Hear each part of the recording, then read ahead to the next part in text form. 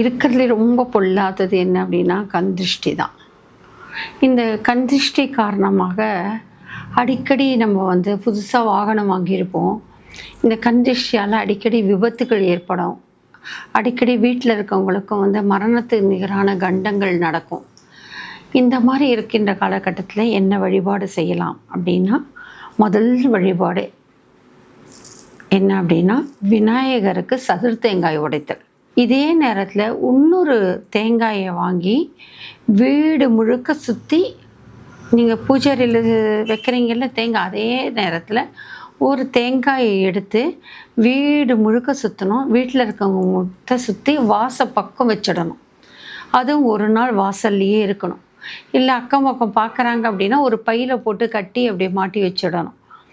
இந்த நீங்கள் எடுத்து செல்லும்போது விநாயகருக்கு அருகம்புல்லும் நவதானியம், விநாயகருக்கு தேங்காய் எடுத்து அவர் பாதத்தை வைக்க எடுக்கும் பொழுது இந்த தேங்காய் எடுத்துன்னு போயிட்டு முதல்ல வாசலில் வைக்கின்ற தேங்காயை வந்து தலை சுற்றி, யாருக்கு அடிக்கடி அந்த விபத்துக்கு நேருதோ அவங்க கண்டிப்பாக கோயிலுக்கு போகணும். அவங்களுக்கும் அந்த தலையை சுற்றி அங்கே கோயிலில் சூரத்தேங்காய் உடைச்சிடணும். இந்த விநாயகருக்கு அருகம்புல்லும் நவதானியம் கொடுக்குறீங்களே, கொடுக்கும்போது விநாயகருக்கு பிரசாதமாக ஒரு சீப்பு வாழைப்பழம், மஞ்சள் வாழைப்பழமோ ஏதோ ஒரு வாழைப்பழத்தையும் விநாயகருக்கு ஒரு நெய்வேத்தியமாக கொடுத்துட்டு அந்த குருக்கள்கிட்டையும் பூசாரிக்கிட்ட சொல்லி இந்த விநாயகருக்கு சூரத்தேங்காய் அதை உடைச்சிடுங்கன்னா அவங்களே உடைச்சிடுவாங்க. இல்லாட்டி உங்ககிட்ட கொடுத்தாலும் உங்களுக்கு என்ன வேணுமோ அதை பிரார்த்தனை செய்து கோயில் அதற்குன்ற பிராகாரத்தில் இருக்கின்ற இடத்துலையும் அந்த கஷ்டங்கள் விலக வேணும்னு சொல்லி நீங்கள் வந்து விநாயகருக்கு அதை செய்யலாம். அது ரொம்ப விசேஷம். அடுத்தது பார்த்தோன்னா, விநாயகர் வழிபாடு போல் பைரவர் வழிபாடு ரொம்ப சிறப்பு. தொடர்ச்சியாக ஒரு பைரவருக்கு யாருக்கு அடிக்கடி விபத்துக்கள் கண்டங்கள் வந்துகிட்டே இருக்குங்க, குறைந்தபட்சம் 9 நாள், அதிகபட்சம் 18 நாள், அது நீங்கள் கண்டிப்பாக தொடர்ச்சியாக பைரவருக்கு, அதுவும் கால பைரவர் இருந்தால் ரொம்ப விசேஷம். அது இல்லைன்னாலும் பக்கத்தில் எந்த பைரவர் இருந்தாலும் அவருடைய சன்னிதானத்துக்கு சென்று அவருக்கு சிகப்பு வஸ்திரம், அது சிகப்பு துண்டு விற்கும், அந்த சிகப்பு டவல் கூட சிகப்பில் இருக்கும், அந்த சிகப்பு துண்டு, சிகப்பு வேஷ்டி, அந்த மாதிரி அங்கவஸ்திரத்தோடு அவருக்கு சிகப்பு வஸ்திரத்தை சாத்தி சிகப்பு பூக்களால் நீங்கள் வந்து செம்பருத்தி பூ, சிகப்பு ரோஜா மலர்கள், செவ்வரளி இதெல்லாம் கொடுத்து பைரவருக்கு நீங்கள் வந்து அர்ச்சனை செய்து தொடர்ந்து பைரவர் விளக்கு போட்டாலும் இந்த அந்த அகால மரணங்கள், அடிக்கடி நடக்கிற விபத்துக்கள் தவிர்க்கப்படும். அடுத்தது பார்த்தோம் அப்படின்னா சனீஸ்வர பகவான். இந்த சனீஸ்வர பகவானுக்கும் இதே போல் நீங்கள் வழிபடணும். ஆயுர்காரகன் சனீஸ்வர பகவான்.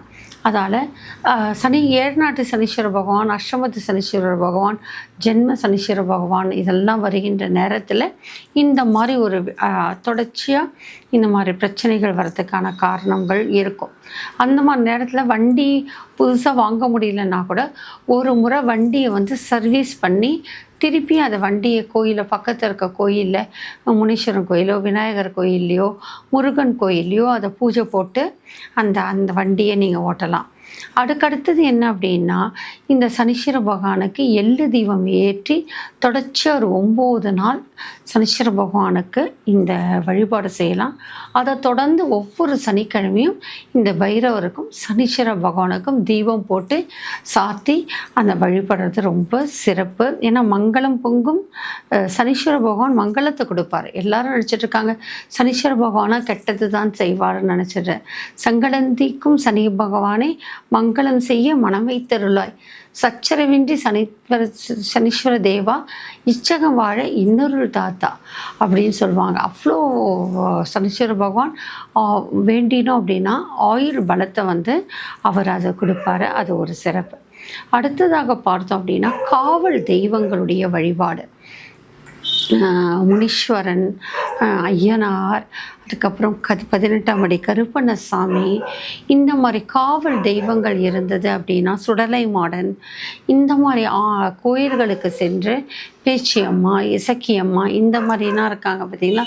இது மாதிரி காவல் தெய்வங்களுக்கு சென்று அங்கே சென்று அந்த வாகனங்களுக்கு ஒரு ஒரு வாட்டர் வாஷ் பண்ணிவிட்டு அந்த வாகனத்தை அப்படியே கொண்டு போய் அந்த கோயில் வாசலில் வைத்து புது வாகனத்துக்கு என்ன பூஜை பண்ணுறோமோ அதே மாதிரி அந்த வாகனத்துக்கும் பூஜையை போட்டு வழிபடுதல் ரொம்ப சிறப்பு.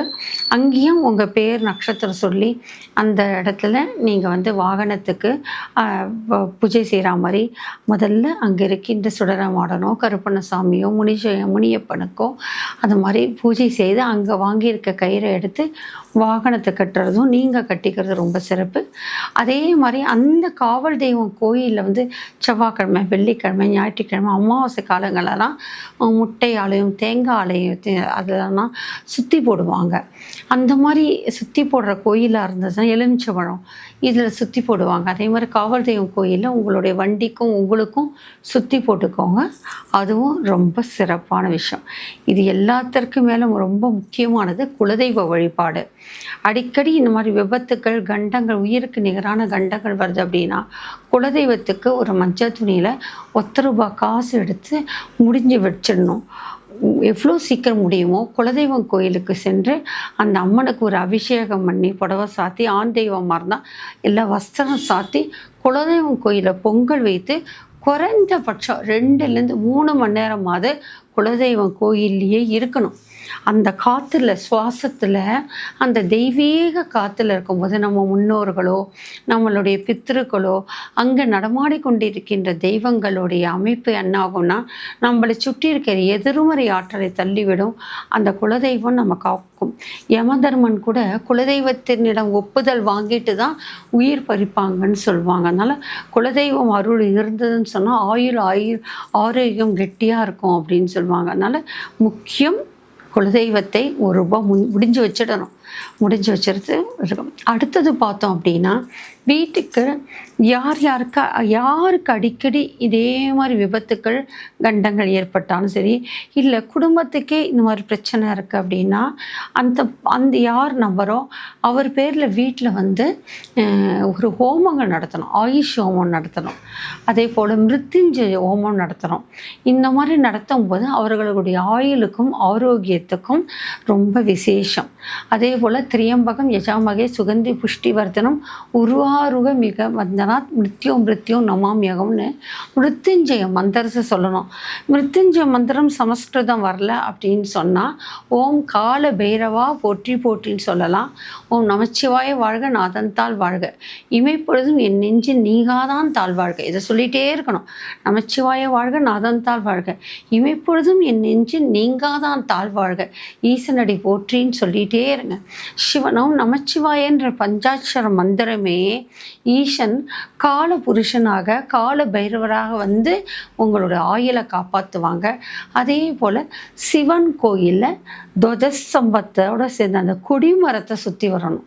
அதை நந்தியும் சிவபெருமானும் சேர்ந்த அமைப்பில் இருக்கின்ற கொடிமரத்தை வந்து ஒரு 18 முறை வளைகி அந்த சிவன் முன்னாடி வந்து நமஸ்காரம் பண்ணுறது ரொம்ப விசேஷம். இதெல்லாம் செஞ்சு பாருங்கள். கண்டிப்பாக உங்களுக்கு வந்து அந்த மரண பயம், மரணத்துக்கு நிகரான கண்டம் விலகும். அதே போல் ருத்ர ஜபம் அது கூட சொல்லலாம். வீட்டுக்குள்ளே வந்து கூப்பிட்டிங்கன்னா ருத்ர ஜபம் வந்து செஞ்சுட்டு போவாங்க. அந்த ருத்ர ஜபமும் ரொம்ப விசேஷம். இப்போ சில இடத்துல நான் ஹோமங்கள் பண்ண முடியாத சூழல் இருக்குது அப்படின்ற நேரத்தில் இந்த மாதிரி ருத்ர ஜபம் சொல்கிறதும் ரொம்ப விசேஷமாக சொல்லலாம். அதே போல் சுதர்சன சக்கரத்தாழ்வார் அந்த சுதர்சன ஹோமம் ரொம்ப விசேஷம். அந்த சுதர்சன ஹோமம் செய்தாலும் சரி, இந்த மாதிரி தீயமையிலிருந்து இதே மாதிரி அடிக்கடி நிகழ்கின்ற அந்த ஆபத்துக்களிலிருந்தும் நம்ம தப்பிக்கலாம். அதே போல் அனுமனோட வழிபாடு அசாத்திய சாதக சுவாமி அசாத்தியம் தவகி மத ராமதூத கிருபா சிந்தும் மத்காரிய சாதக பிரபுன்ற மாதிரி அந்த அனுமனை நினச்சாலே போதும் இந்த பயங்கள் விலகும், இந்த கண்டங்கள் விலகும். எப்படி அப்படின்னா மகாபாரதம் போர் முடியறது. மகாபாரதம் போர் முடித்த உடனே எல்லாரும் வந்து இறங்குறாங்க தேரை விட்டு. அர்ஜுனுடைய தேரை யார் ஓட்டுறாங்க? பார்த்த சாரதியா கிருஷ்ண பகவான் ஓட்டுறாரு. போர் முடியறது. அந்த தேரிலேருந்து இறங்கணும். அப்போது அர்ஜுனனுக்கு ஒரு மமதை வருது. கிருஷ்ணன் சொல்கிறாரு, அர்ஜுனா தேரை விட்டு நீ இறங்கிட அப்படின்னு. ஒன்று கிருஷ்ணன் கிட்டேயே சொல்கிறாங்க அர்ஜுனன், நான் மன்னன் நிகரானவன். அப்படி இருக்கும்போது நீங்கள் பார்த்த சாரதி, முதல்ல நீங்கள் சாரதி நீங்கள் தானே இறங்கணும், அதுக்கப்புறம் தானே நான் இறங்கணும் அப்படின்னு சொல்லிட்டு ஒரு கொஞ்சம் மமதியோடு பேசுகிறாரு அர்ஜுனன். அப்போ கிருஷ்ணன் அவருக்கே உண்டான அழகான சிரிப்பு இருக்கும்ல, புன்சிரிப்போட, அர்ஜுனா நீ கொஞ்சம் இறங்கு, வண்டி விட்டு இறங்கு அப்படின்னு சொல்கிறாரு. உடனே கிருஷ்ணன் வார்த்தைகளை கட்டுப்பட்டு அர்ஜுனன் இறங்கிடுறாரு முதல்ல. அதுக்கப்புறம் கிருஷ்ண பகவான் இறங்குறார். கிருஷ்ண பகவான் இறங்கின அடுத்த நிமிஷமே அந்த வண்டியானது தூள் தூளாகி நெருப்பு பற்றிக்கிறது. என்ன அப்படின்னு பார்த்தா, கிருஷ்ணனுக்காக அந்த கொடியில் யார், அந்த அர்ஜுனனுடைய தேர் கொடியில் அனுமன் உட்காந்துட்டு இருக்கார். கிருஷ்ணன் இறங்கின உடனே அருமனும் தாவி இறங்கிடுறார். இறங்கின உடனே அந்த மொத்த திருஷ்டியாக அந்த தேரே பற்றிக்கிறதான். அப்போது அத்தனை நேரம் கிருஷ்ண பகவானுக்கு எந்த ஆபத்தும் வரக்கூடாது, அதில் இருக்கின்ற அர்ஜுனனுக்கு ஆபத்து வரக்கூடாது, அந்த கண்டத்திலேருந்து காப்பாற்றுவதற்கு அனுமன் அந்த கொடி ரூபத்தில் அனுமன் அங்கே உட்காந்துட்ருக்காராம். அதுதான் அனுமனுடைய சிறப்பு. அதனால் அனுமனுடைய வழிபாடு இருந்தாலும் சனிக்கிழமை அனுமனை வழிபட்டாலும் இதே போல் அடிக்கடி வருகின்ற ஆபத்துக்கள், விபத்துக்கள், கண்டத்திலேருந்து தப்பிக்கலாம். எப்போதுமே நல்லெண்ண இருக்கணும், எண்ணங்கள் இருக்கணும், நம்ம நல்லதே நடக்கும்னு இருக்கணும். கண்டிப்பாக வரும் இது மாதிரி கண் திருஷ்டியோ, கால நேரம் சரியில்லைன்னா இந்த மாதிரி அமைப்புகள் வருகின்ற நேரத்தில், இல்லாட்டி இது எதிர்மறை ஆற்றலால், தீய சக்தியால் வருகின்ற நேரத்தில் மனம் தளராமல் நான் சொல்கிற மாதிரி தெய்வ பக்தியோடு இருக்கணும். எதுவாக இருந்தாலும் சரி, ரொம்ப முக்கியம். கந்தலானாலும் கசக்கி கட்டு, கூழானாலும் குளித்துவன்.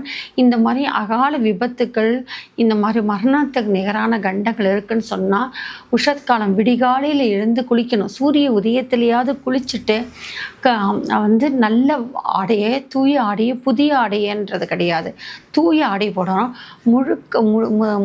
முழுக்க அந்த வேர்வை ஆடையே இருக்குல்ல, ஒரு நாள் உடுத்தின்ற ஆடை அடுத்த நாள் போகிறது, மற்றவங்க உடுத்தின்ற ஆடையை அப்படியே நம்மளும் போட்டுட்டு போகிறது, ஃப்ரெண்ட்ஸு தானே, பிரதர் தானே, அந்த மாதிரிலாம் போடக்கூடாது.